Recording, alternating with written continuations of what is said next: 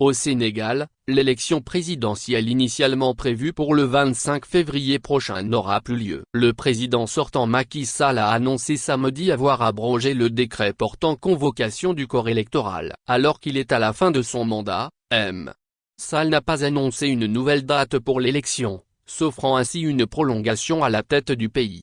À quelques heures de l'ouverture de la campagne électorale pour la présidentielle, Macky Sall crée la surprise. Le chef de l'État a annoncé l'abrogation du décret convoquant le corps électoral, ce qui signifie un report de l'élection présidentielle du 25 février 2024. J'engagerai un dialogue national ouvert, afin de réunir les conditions d'une élection libre, transparente et inclusive, a indiqué Macky Sall. Moins publicité, moins. Les raisons de Macky Sall.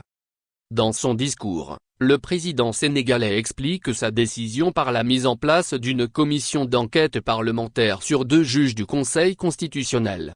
Macky Sall indique ne pas vouloir interférer dans le travail d'une commission parlementaire mise en place cette semaine et qui enquête justement sur 2 juges du Conseil constitutionnel dont l'intégrité dans le processus électoral est contestée. Au Sénégal, c'est le Conseil constitutionnel qui est le garant de la bonne conduite du processus électoral. Il précise qu'il voudrait respecter le principe de séparation des pouvoirs et appelle l'Assemblée nationale à terminer son travail d'enquête, avant la tenue d'un scrutin et d'une présidentielle.